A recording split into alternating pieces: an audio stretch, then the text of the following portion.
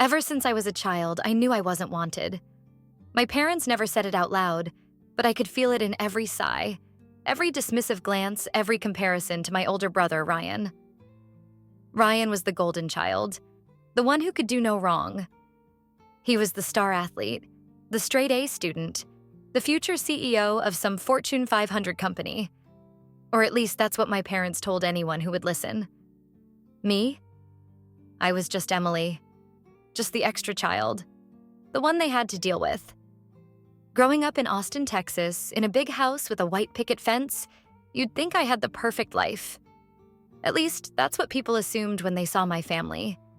My parents were respected in their social circles. My father, a successful businessman, and my mother, the ever-smiling housewife who played the role of the perfect hostess. But behind closed doors, things were different. I can't remember a single time my parents praised me. If I brought home a good grade, it was met with indifference. Ryan got straight A's too, they'd say, as if my hard work meant nothing. If I won an award, they'd nod absent-mindedly before turning back to whatever conversation they were having about Ryan's latest football game. By the time I was 10, I stopped expecting them to be proud of me. But that didn't stop me from trying. I pushed myself in school, hoping that maybe, just maybe, if I achieved enough, they'd finally notice me. I studied late into the night, sacrificing sleep and social life for grades that were never good enough in their eyes. The worst part was family gatherings. Every Thanksgiving, Christmas, and birthday party turned into a Ryan appreciation event. Relatives would gush over how talented he was, how he was destined for greatness. And then they'd turn to me with forced smiles. "So, Emily, what are you doing these days?" Before I could even answer, my mother would cut in, laughing. "Oh, just trying to figure things out." They laughed along with her, like I was some kind of joke. By the time high school rolled around, I had given up on trying to win their approval. I did everything on my own. Found a part-time job, saved up money, and kept my head down. If they weren't going to see me, I'd make sure I could at least take care of myself. Ryan, on the other hand, was the king of the school. Football captain, student body president, straight A student. And my parents were his biggest fans. I remember one night, I came home with an acceptance letter from the University of Texas. It wasn't Ivy League, but it was a damn good school. I walked into the living room where my parents were drinking wine and talking about Ryan's upcoming championship game. I held up the letter, excitement bubbling in my chest. "I got into UT." They barely looked up. "That's nice, honey," my mother said, swirling her wine glass. "Did you hear Ryan got scouted by 3 colleges? He might even get a full scholarship." And just like that, my moment was gone. I clenched the letter in my hands, forcing a smile. "That's great," I muttered, walking to my room and shutting the door behind me. That night, I sat in my bed staring at the ceiling, wondering why I wasn't enough. Why nothing I did mattered. And then came graduation night. The night that changed everything. The ceremony was long, boring, the usual. I walked across the stage, got my diploma, and looked out into the crowd. My parents were there, of course, but they weren't clapping. They weren't even looking at me. They were talking to another couple, probably about Ryan. I swallowed the lump in my throat and walked off the stage. After the ceremony, we went out to dinner. A fancy steakhouse, the kind of place my father liked to take clients. I should have known something was off when we sat down and my father ordered champagne. "To Ryan," he said, lifting his glass. "For making us proud, for being the future of this family." Everyone raised their glasses. Even my mother beamed with pride. Then, as if remembering I existed, my father glanced at me and chuckled. "And to Emily. At least she graduated." Laughter erupted around the table. I felt like I had been punched in the gut. My face burned, my hands clenched into fists under the table. I had spent years trying to be enough for them. And this was all I was worth? That was the moment I decided I was done. I put down my fork, took a deep breath, and looked my father in the eye. "You know what? You're right. I'm not Ryan. I'm never going to be Ryan." He smirked, sipping his champagne. Good to know you finally understand. I forced a smile. Yeah. And you know what else I understand? I leaned forward, voice steady. I don't need your approval. I never did. And I sure as hell don't need you. Silence fell over the table. My mother looked like she had swallowed a lemon. I stood up, grabbed my purse, and threw a couple of bills on the table. Thanks for dinner. Hope Ryan keeps making you proud. Then I walked out. I didn't cry. Not then. Instead, I felt something I had never felt before. Freedom. That night, I packed my bags and left. No more waiting for them to see me. No more hoping they'd care. If they thought I was a disappointment, fine. I'd show them what a disappointment could really do. And one day, they would regret ever underestimating me. I left home with nothing but a suitcase and a heart full of determination. They thought I would fail. Instead, I built a life they never imagined. New York City was nothing like Austin. It was loud, fast, and completely unforgiving. The moment I stepped off the bus, I realized I was truly on my own. No safety net. No backup plan. Just me and my ambition. I had enough money to cover my first month's rent in a tiny, roach-infested apartment in Queens. It wasn't much, but it was mine. I reminded myself that it was temporary, that I wasn't going to stay at the bottom forever. The first few months were brutal. The city was expensive, and I was barely scraping by. I relied on cheap food, long hours, and sheer willpower. My days started at 5 a.m. and didn't end until midnight. Between school, work, and endless exhaustion, I barely had time to breathe. But every time I wanted to quit, I reminded myself why I left in the first place. With a full scholarship, I was able to attend NYU, but surviving in the city required more than just good grades. I took on 3 jobs: waitressing at a diner in the mornings, tutoring in the afternoons, and working as a receptionist at a gym in the evenings. Sleep became a luxury, and my diet consisted mostly of dollar pizza and instant ramen. My shoes wore out from all the walking, my hands ached from carrying heavy trays, and my body screamed for rest. Every day was a struggle, but it was my struggle. And for the first time, I felt in control of my own life. Back home, my parents barely checked in. The few times they did, it was nothing more than a polite obligation. My mother would send a brief text. Hope you're doing well. While my father wouldn't bother at all. They never asked if I needed help. Never asked if I was okay. They assumed I was failing, and they were perfectly fine with that assumption. Ryan, of course, was still their main focus. From what little I saw on social media, he had gone to a prestigious university, had an easy life funded by our parents, and was well on his way to taking over my father's business. I told myself I didn't care. But deep down, I wanted to prove that I could make it without them. By my 3rd year at NYU, things started changing. I was no longer just surviving. I was thriving. I had built strong connections with professors and classmates who recognized my work ethic. I landed an internship at a major financial firm, which eventually turned into a full-time job after graduation. I worked harder than anyone else, stayed late, took on extra projects, and within a few years, I climbed the corporate ladder faster than anyone expected. Promotions came faster than I thought possible. I went from an entry-level analyst to a senior financial consultant by the time I was 25.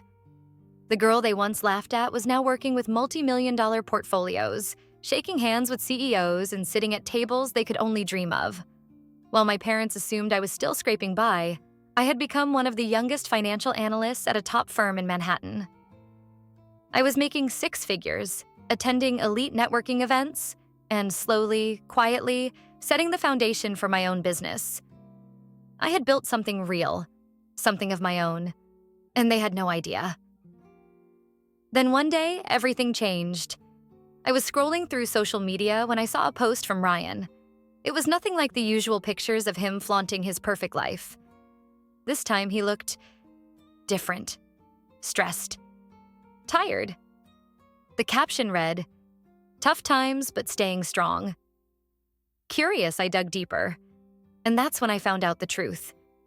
Ryan's once perfect life was falling apart. He had made some bad investments, lost a significant amount of money, and was now struggling to keep up with his lavish lifestyle.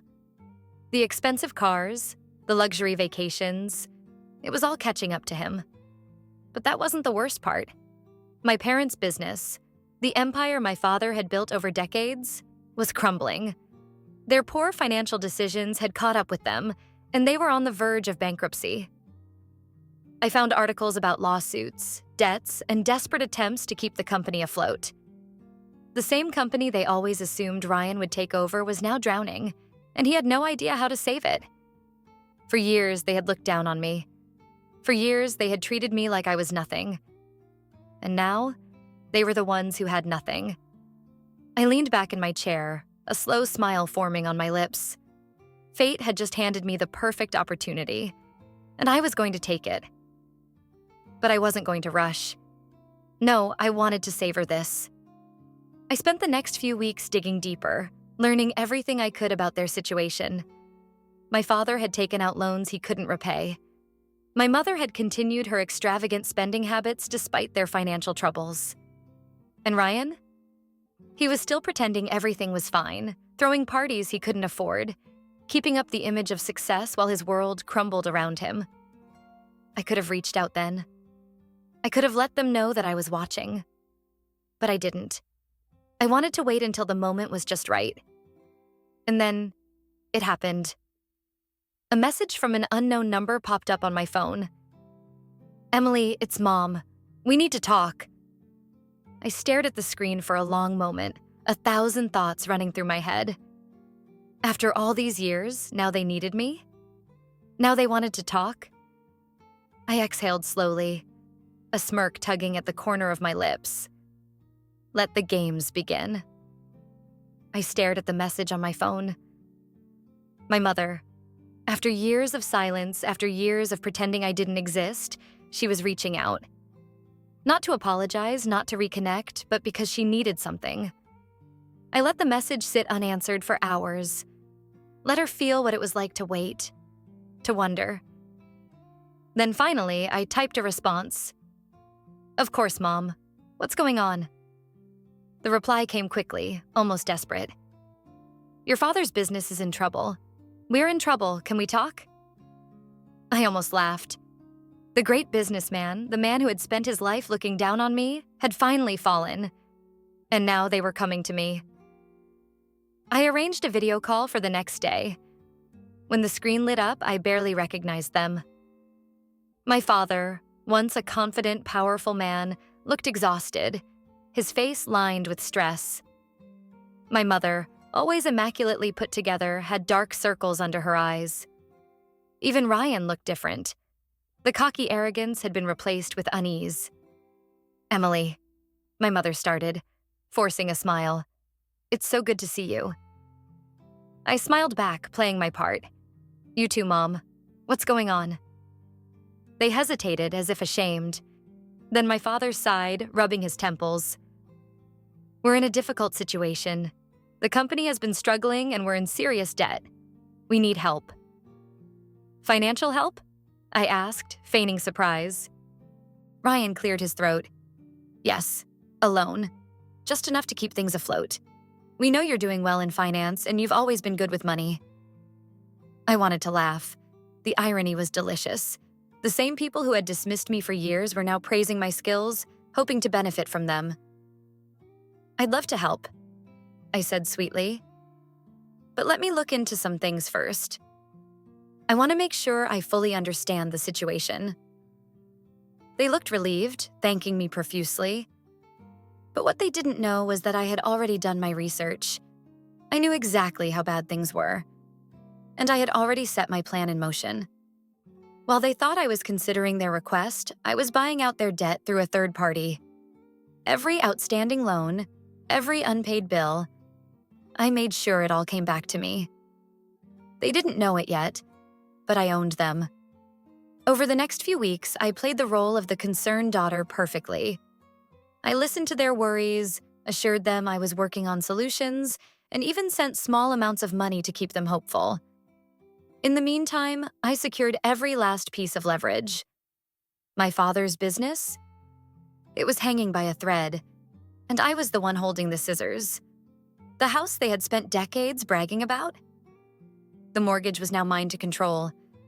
Even Ryan's desperate attempt to save his own investments? I had my hands in that too. When the time was right, I scheduled a dinner at an upscale restaurant. They arrived looking hopeful, thinking they were about to receive the lifeline they so desperately needed. I greeted them with warm hugs, keeping up the illusion. Once we were seated, my father wasted no time. "So, Emily, have you decided on the loan?" I took a sip of my wine, savoring the moment. "Oh, Dad," I said, tilting my head.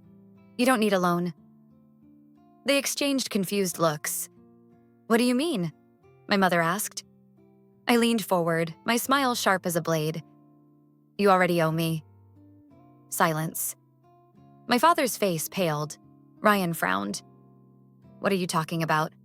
my father asked slowly. I placed a stack of papers on the table, sliding them toward him. "These are the documents proving that I own your debt, your company, your house, everything you've been desperately trying to hold on to. It belongs to me now."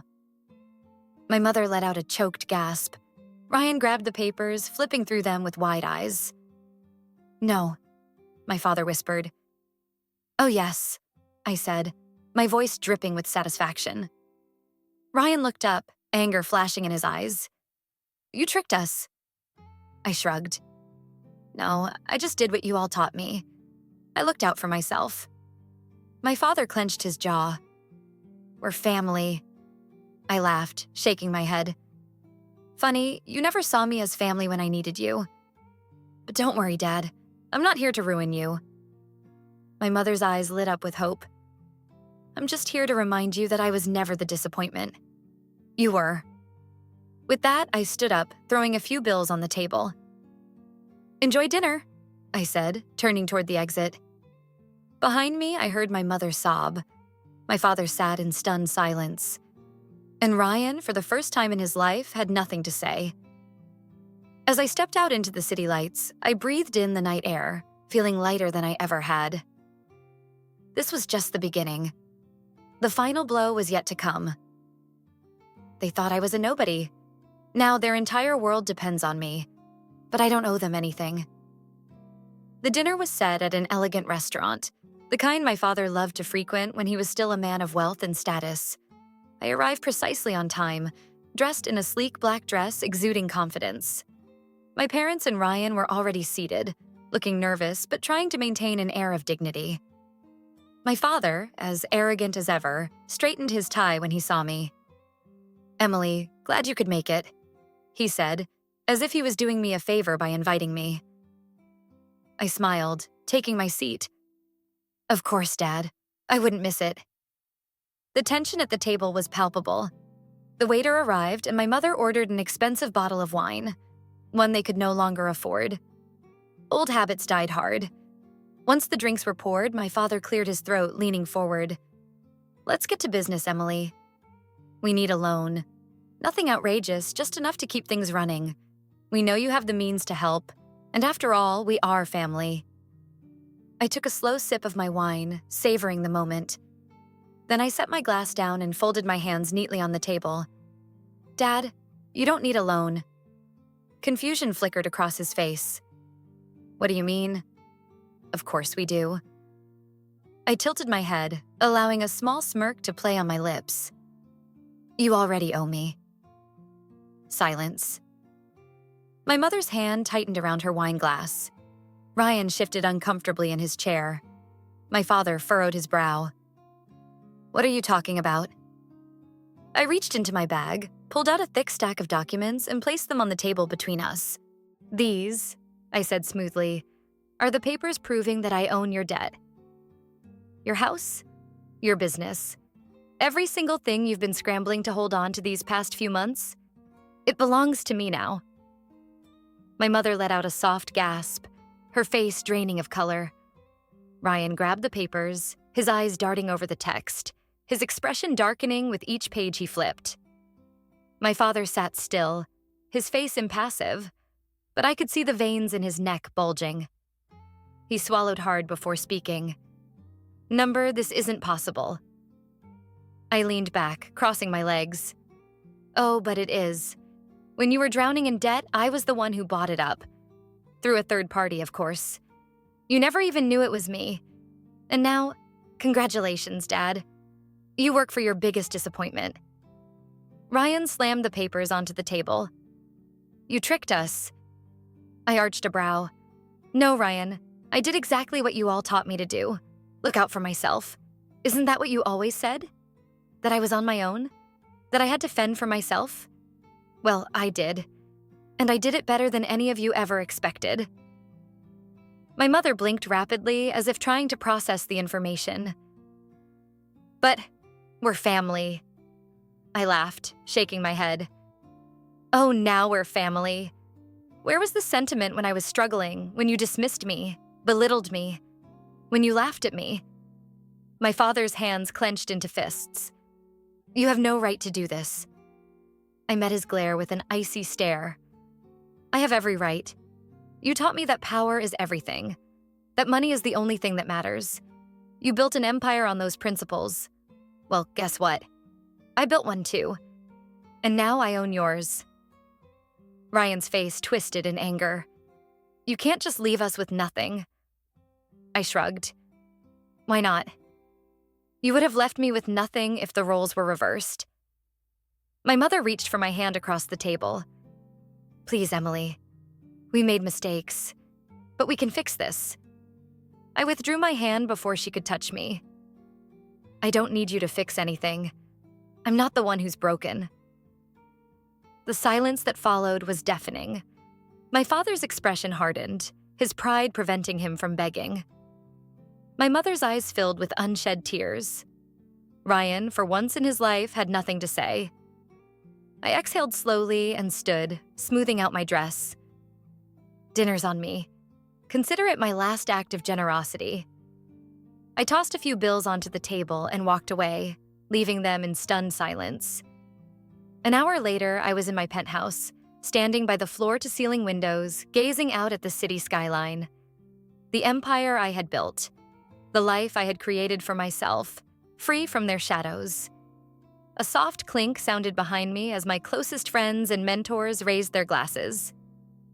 To Emily, one of them said, grinning. To the woman who proved them all wrong.